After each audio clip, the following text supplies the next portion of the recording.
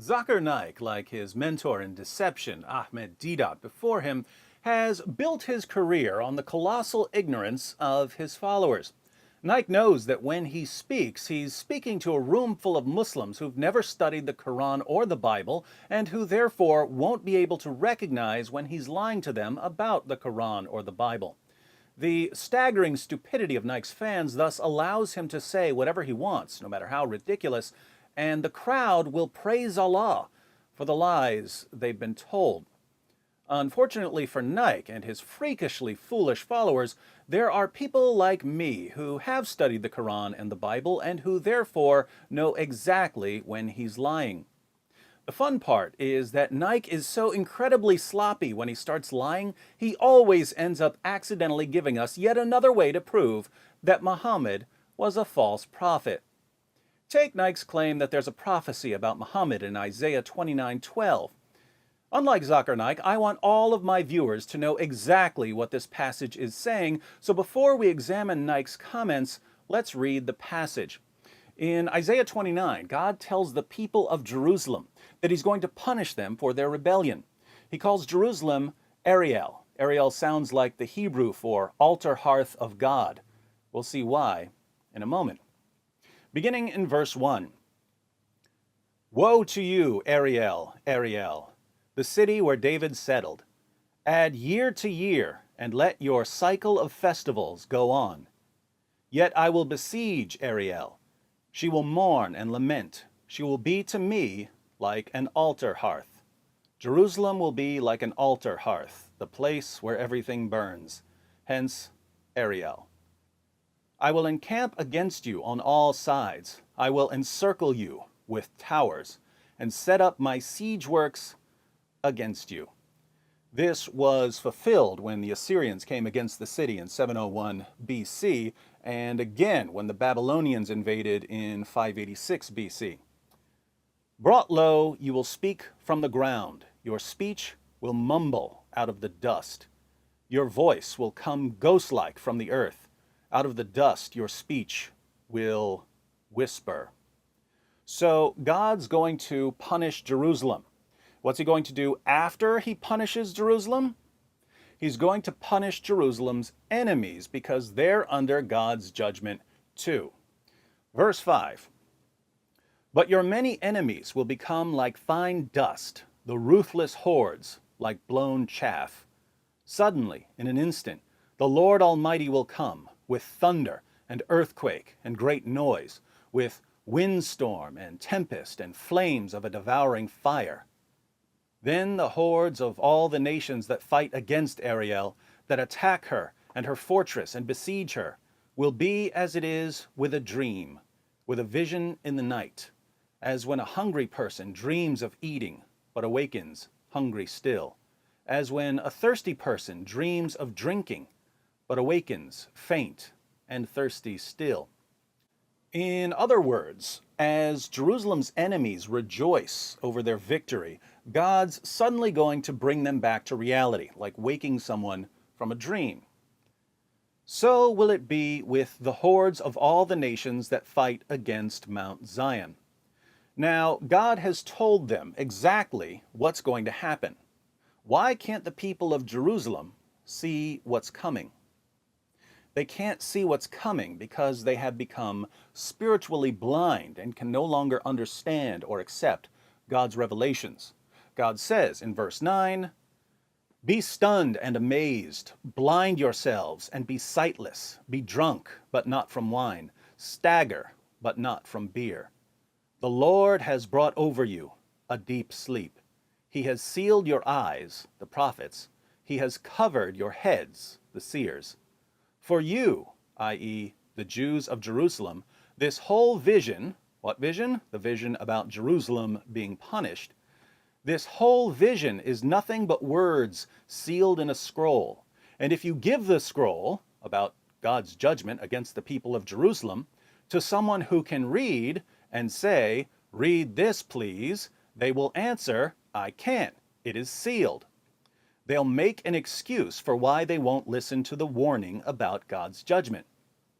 Or if you give the scroll to someone who cannot read and say, read this please, they will answer, I don't know how to read. Once again, they'll make an excuse for rejecting the warning. So this is a pretty straightforward passage. God says that he's going to punish Jerusalem. Then he's going to punish Jerusalem's enemies. Then he explains why the people of Jerusalem can't understand the vision. They've become spiritually blind. And when God tells them what he's going to do, they make excuses for rejecting his warnings. There are two kinds of people, literate and illiterate. If you give the revelation to someone who can read, he'll say, I can't read it, it's sealed. If you give it to someone who can't read, he'll say, I can't read. Either way, people reject the message. Pretty clear, right? Not if you're Zakir Naik. If you're Zakir Naik and you read verse 12, where the spiritually blind people of Jerusalem make excuses for why they reject God's revelations, you somehow conclude that this passage is about Muhammad. It's kind of ironic that when Zakir Naik reads a passage about spiritual blindness and the inability to understand a simple message from God, Zakir Naik shows that he's spiritually blind and can't understand a simple message from God. It's mentioned in the book of Isaiah, chapter number 29, verse number 12, that the book shall be given to the prophet, and it will be said, read, I pray thee, and he will say, I am not learned. Notice that Zakir Naik can't even quote the verse without lying about it. He claims that the verse says, the book shall be given to the prophet. That the book shall be given to the prophet. That the book shall be given to the prophet. That the book shall be given to the prophet. Here's verse 12 again. Anything about the book being given to a prophet here? No, God tells the people of Jerusalem that to them, the vision about God's judgment on their city is like a scroll, and they make excuses for rejecting it. The passage says absolutely nothing about a prophet being given a book or a scroll. So why does Zakir Naik lie by telling his fans that the verse includes the word prophet? He lies because he's Zakir Naik, and that's just what Zakir Naik does. And that's what he has to do if he wants to make this passage sound like it's talking about a prophet and not about spiritually blind people stubbornly refusing to accept God's warnings. But why should we think that this is a prophecy about Muhammad? And when Archangel Gabriel, Jibril alayhi salam, when he told to Prophet Muhammad sallallahu alaihi wasallam, Ikra, the Prophet replied, Ma ana biqari, I am not learned. Exact fulfillment of the prophecy of the book of Isaiah, chapter number 29, verse number 12.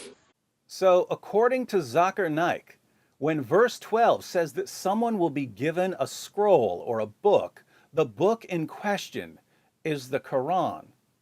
But what's in the scroll according to all the parts of the passage that Zakir Naik deliberately left out? The scroll contains a message about God's judgment on Jerusalem in 701 BC. Zakir Naik twists the verse so much that he declares that Muhammad is the only possible fulfillment. This prophecy fulfills no one but the last and final messenger, Prophet Muhammad sallallahu alaihi wasallam. Now, once again, in a spirit of generosity, I'm going to grant what Zakir Naik says. I'm going to grant that Isaiah 29:12 is talking about Muhammad. By granting that this verse is talking about Muhammad, as Zakir Naik claims, we learn three important things. First, Muhammad was spiritually blind and in total rebellion against God. Isaiah 29:12 says nothing about a prophet receiving a book. It's about people who are spiritually blind rejecting God's message. Zakir Naik says that this is about Muhammad. Wonderful. So according to Zakir Naik, Muhammad stands condemned for his spiritual blindness and his willful rebellion against God. Second, Isaiah 29:12 isn't about a prophet, but Naik claims that it's about a prophet anyway. If we grant what Naik claims, then we have to ask, what about the other prophet in this passage? Obviously, if the person who's told to read the scroll and says, I don't know how to read, is a prophet, then the person who's told to read the scroll and says, I can't, it's sealed, must also be a prophet, right? If being told to read the book means that you're a prophet, then this passage predicts two different prophets. One who says, I can't read, and the other who says, I can't, because it's sealed. So, where's the prophet who was told to read the book, but couldn't because the book was sealed? He hasn't come yet, which means that he's coming in the future, which means that there's another prophet after Muhammad, which means that the Quran is a lie because it says that Muhammad was the final prophet. Hence, if this passage is talking about prophets, Islam is false. Thank you, Zakir Naik, for giving us yet another reason to conclude that the Quran is wrong. Third, in verses 13 and 14, God talks about the people who reject his revelations in verses 11 and 12. But remember, according to Zakir Naik, verse 12 is about Muhammad. So what does God say about Muhammad, according to Zakir Naik? The Lord says, these people, i.e. the spiritually blind people, including Muhammad, who stubbornly reject God's revelations, come near to me with their mouth and honor me with their lips, but their hearts are far from me. Their worship of me is based on merely human rules they have been taught. They honor God with their lips, but their hearts are far from God. Their worship consists of following a set of rules. Sound like any religion we know? One where they memorize prayers in a language many of them don't even speak, pretend they're fasting while gorging themselves twice per day, walk circles around a giant pagan cube, mindlessly following rules that they've been taught? How is God going to punish them for their false worship? Next verse. Therefore, once more I will astound these people with wonder upon wonder. The wisdom of the wise will perish. The intelligence of the intelligent will vanish. Their punishment is that the wisdom of the wise will perish, and the intelligence of the intelligent will vanish. In other words, they'll become complete morons. Now think about this, because this is just too perfect. In Isaiah 29:12, spiritually blind people use their illiteracy as an excuse for rebelling against God's warnings. Zakir Naik not only claims that this is about Muhammad, he claims that Muhammad is the only one who fulfills this prophecy. This prophecy fulfills no one but the last and final messenger, Prophet Muhammad sallallahu alaihi wasallam.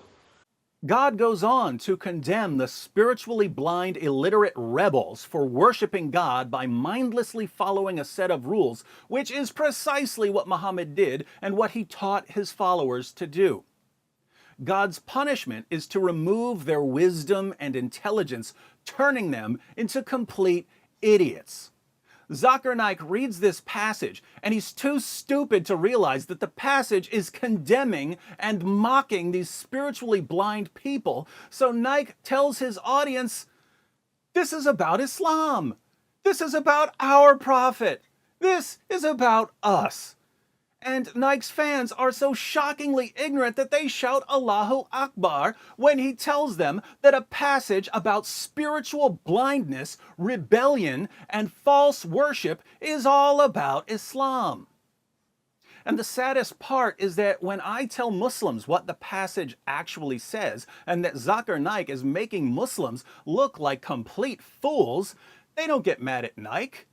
They get mad at me, forcing me to conclude that they're not really interested in truth or reality. My Muslim friends, there are only two possibilities here.